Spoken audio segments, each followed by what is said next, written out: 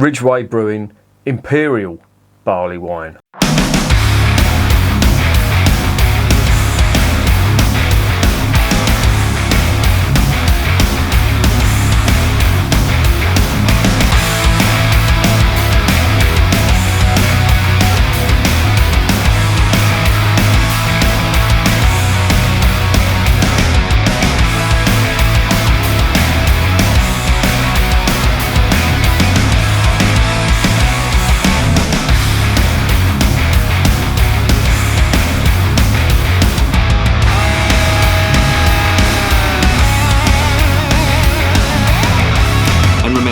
Life is too short to be drinking shitty beer. Welcome to another edition of Bands, Bikes and Booze Reviews. I've got one here from the Ridgeway Brewery, and they're from Oxfordshire. A place called, I think it's South Stoke. Sorry about my hands, they're all covered in paint. I don't know if you can see that on the camera, but I've been painting the bathroom today. And I fucking hate DIY. I vowed when I left the building trade never to do it ever again.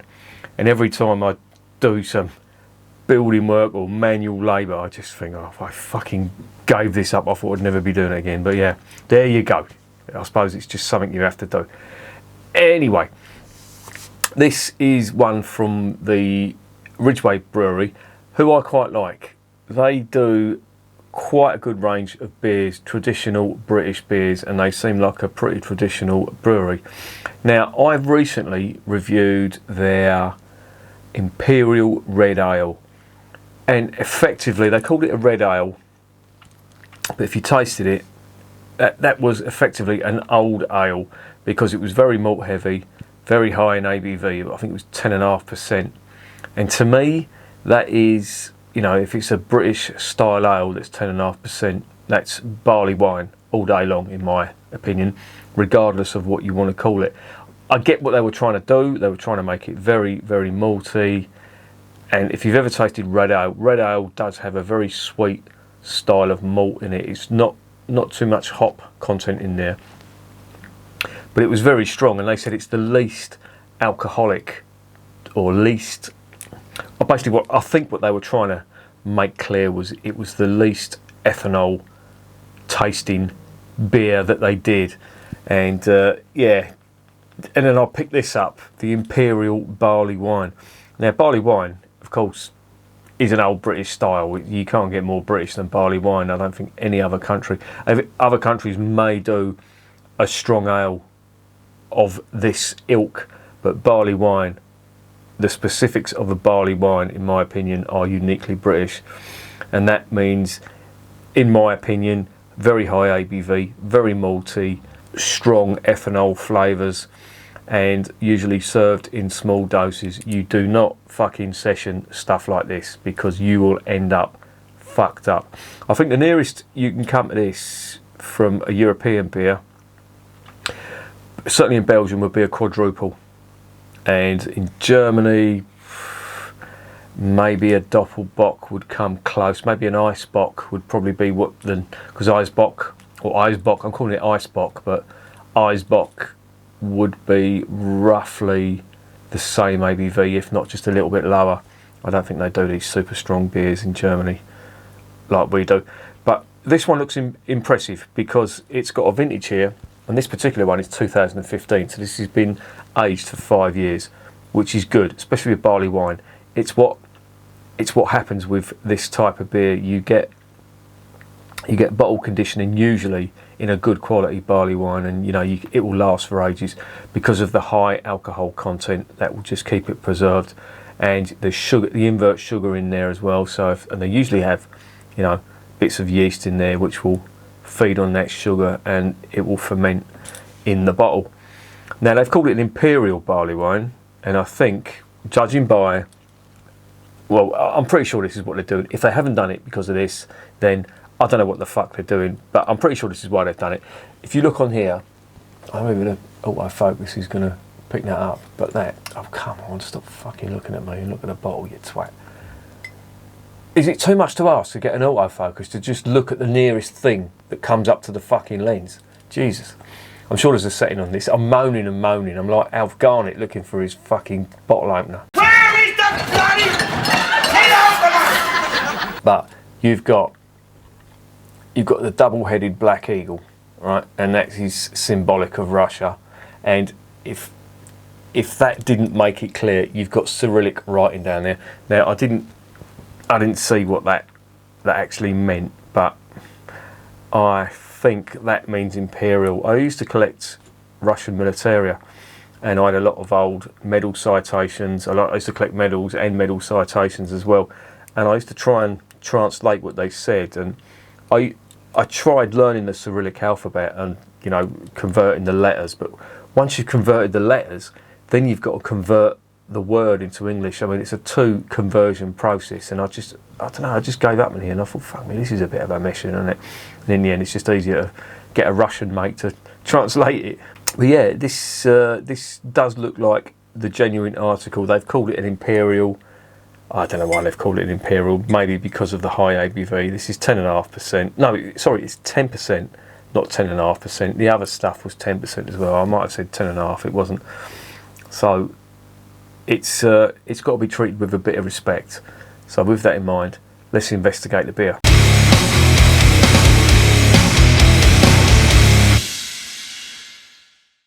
Okay, it's an Imperial Barley wine.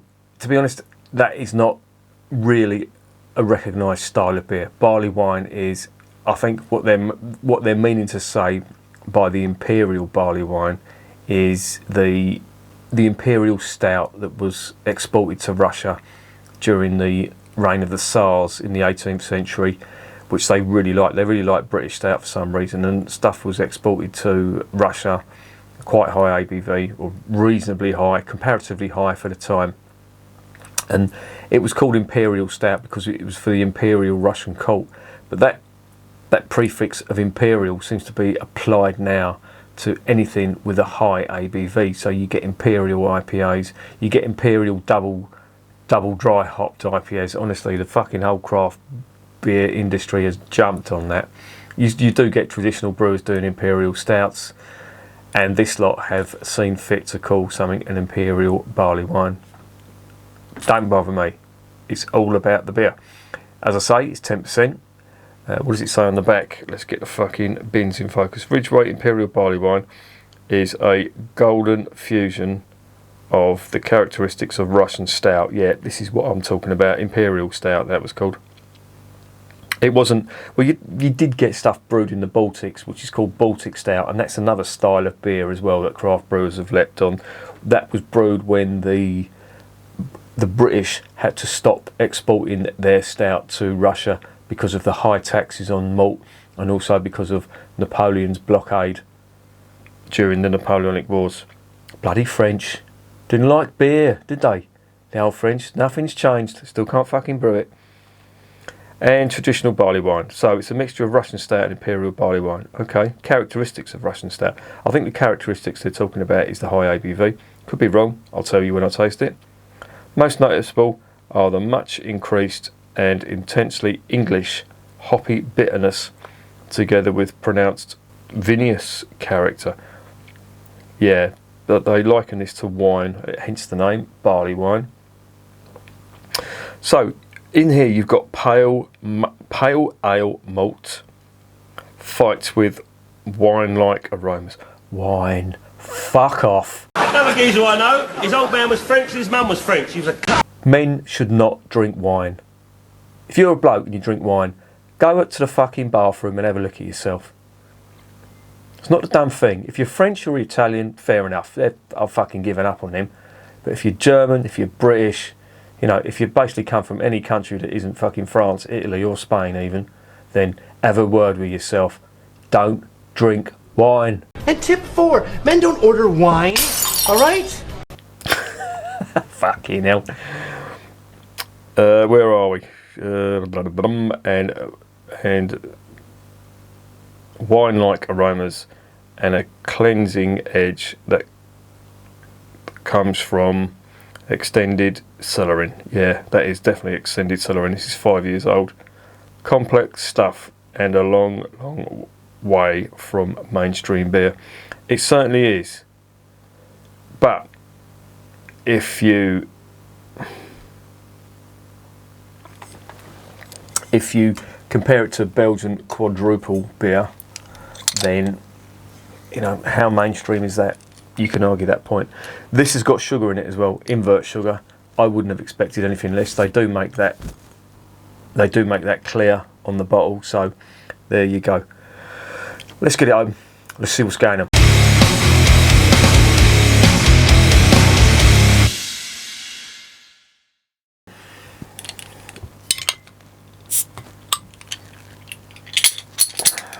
Plain black cap. There you go.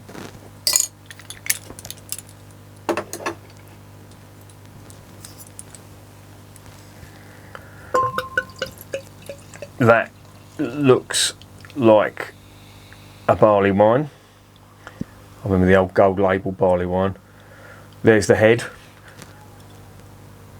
Say your goodbyes to that, because that ain't going to last long with 10% ABV. The reason for that is the carbon dioxide will be absorbed by the ethanol. It's what it does. It's the chemical reaction. So there you go. What we're getting on the nose. Oh, fucking hell. I wouldn't say that's wine. That's more like a spirit. That doesn't remind me of wine at all. That is like a really decent malt whiskey. Oh, fuck me, that is super strong. It really is. You know, if I was blindfolded and someone put that up to my nose, I would swear blind that that is not beer. It's like a... Now, I'm not an expert on whiskey. To be honest, I really don't like whiskey, but I know what it fucking smells like. I have drunk enough of it to know what it smells like, and that really does smell whiskey-esque.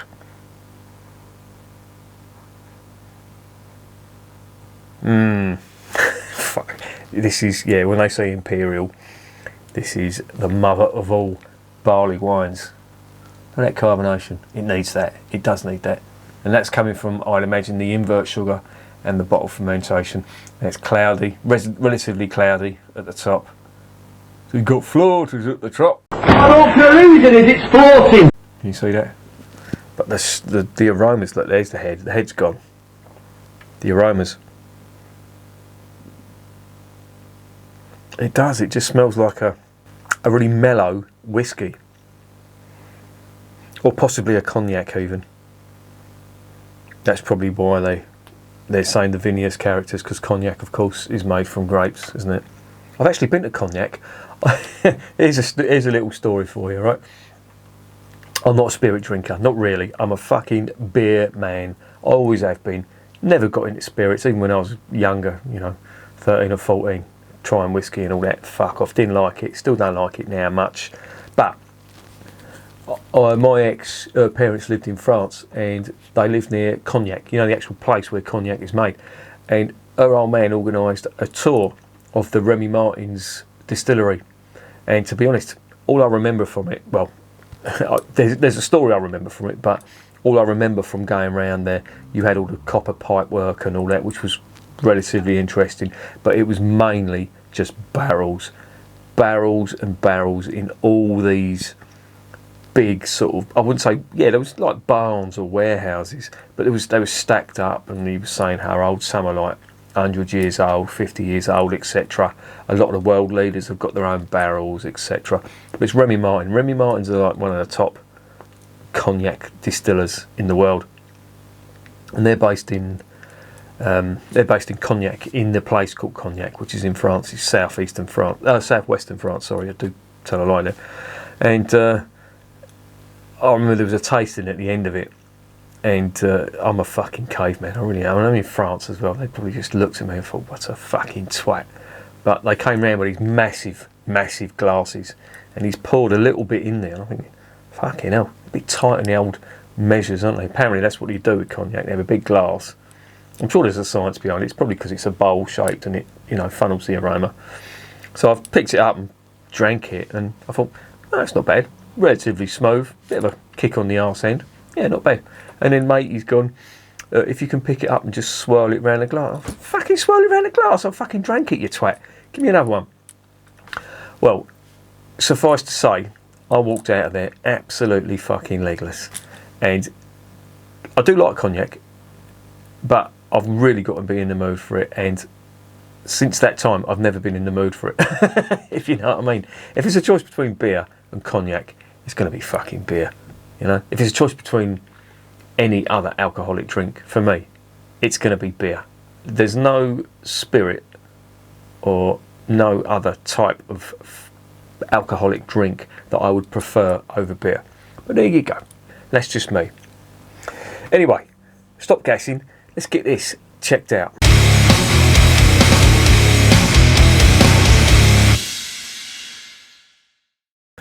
Your good health.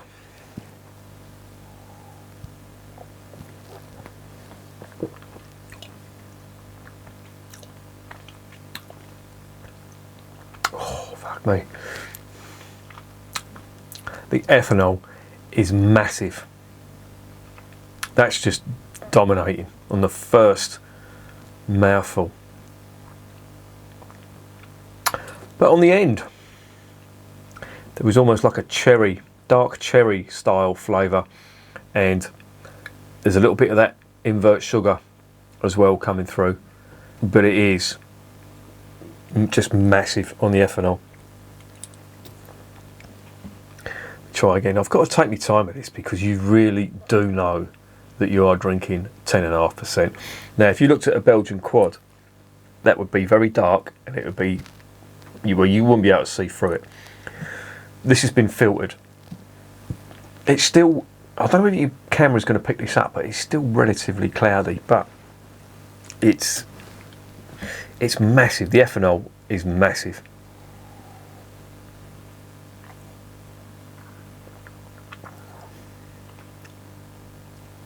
But there's a creamy quality to it, and it isn't bad after the first one. After the first mouthful, that hit of ethanol, that would put a lot of people off. But if you persevere, that second mouthful, it had almost like a creamy honey type flavour and texture to it. Very smooth, really smooth. I'm quite liking this.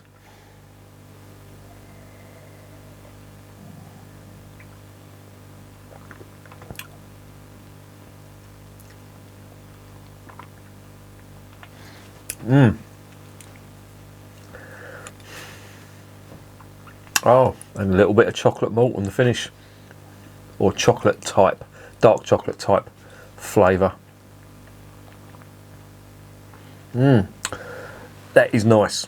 Very complex indeed. I'm getting different flavours from each mouthful, and they do say that on the back of the bottle, I think. Can they say it's, yeah, it's pretty complex. I'm just looking at the ingredients. Water, sugar, hops and yeast. The hop bitterness they're talking about on the arse end, I'm not really getting that. I'm just getting, I'm definitely getting the invert sugar on every mouthful. I'm getting the ethanol on every mouthful, and then there's varying degrees of other flavours on the other mouthful, on the other mouthfuls, I should say. Sorry, fucking hell, I've only had 2 mouthfuls of this. Fucking slurring me words.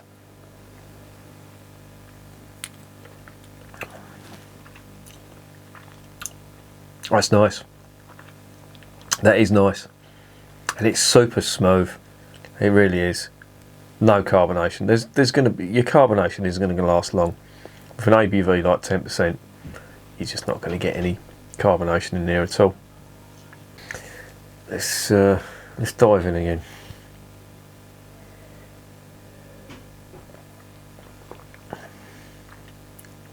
Oh, once you get used to that, that slips down really nicely. I think it's being balanced out by the invert sugar on there. That's keeping a lid on all that big ethanol flavour. And I laughed when I tried their Imperial Red Ale because they said it's the least obviously alcoholic in their Imperial range. They do an Imperial Porter, they do an Imperial Red Ale, and they do an Imperial Barley Wine. And that Imperial Red Ale, it didn't have the massive ethanol backbone that this has got. Yeah, I like it.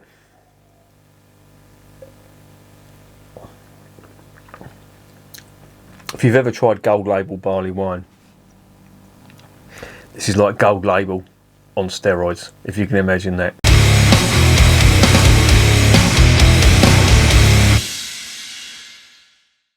So, what is the verdict on Ridgeway Imperial Barley Wine?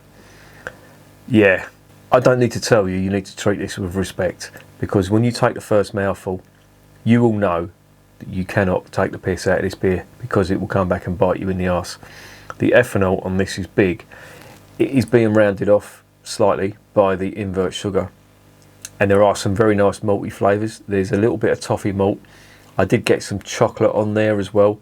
There's a little bit of fruit, dark fruit, you know, that dark cherry style flavour. A little bit of, you know, that sweet invert sugar type flavour that's all the way through it. And it's quite a nice beer. It's what I would expect from a barley wine, but a hell of a lot more amplified in the flavour, if you know what I mean. And I really like it. It's good, and it is great that companies like Ridgeway are doing this style of beer. Now, believe me, this is not going to be for everyone. If you're not a fan of big ethanol, do you know what? I've got a monitor on this camera, and I was doing a painting in the bathroom, and I've put this t-shirt. This is a medium-sized t-shirt.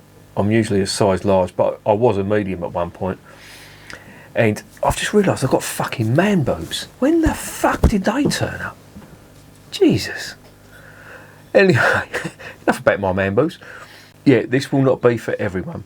If you're not a fan of that big alcohol flavour and that sweetness that comes with it as well, your average layman would call that syrupy style flavour. Now, believe me, at one point I did as well. I used to think stuff like Tennant's and Carlsberg Special Brew was syrupy. It's not syrup, it's the invert sugar that goes into it. Or, I'm saying Carlsberg and fucking Tennant's, they haven't got invert sugar, they've got, I don't know, all manner of dodgy sugar. But this has got, I'm pretty sure it's got invert sugar on it. So it does give it a different taste to all them cheap and nasty beers. But I really like it. And I'm glad they're doing barley wine. It's sort of coming back in fashion, but it's not for everyone. Everyone, you know, sits around thinking, oh, barley wine is a great idea. Barley wine looks like a great idea until you buy it and you realise you've got to drink it. And if you're on a night out drinking barley wine, I guarantee you, if somebody orders a barley wine, they will only be drinking one of them. They will not drink a lot of them unless they're fucking hardcore. And that's not a challenge either, believe me. I like it. That's going to get 8.5 out of 10. It's recommended if you're a fan of Belgian quadruples, if you're a fan of original barley wine, if you're a fan of old ale. Again, this is where I differentiate old ale, as in the Old Peculiar, and you know, them other styles of old ale, the lower ABVs. The higher end is the barley wine, you know, the 7 and 8% upwards. That's what I consider barley wine, and it always will be. But that's just a personal thing. You can argue, I mean, and there is no definitive, but that's how I separate the two. Old ale is normally 5% and up, very malty, very dark, specifically titled old ale, and then you get the high stuff like this, barley wine. Imperial Barley Wine is a new one on me, so there you go. Craft brewer, yeah. Really like it. 8.5 out of 10, recommended. And remember, beer is working class champagne.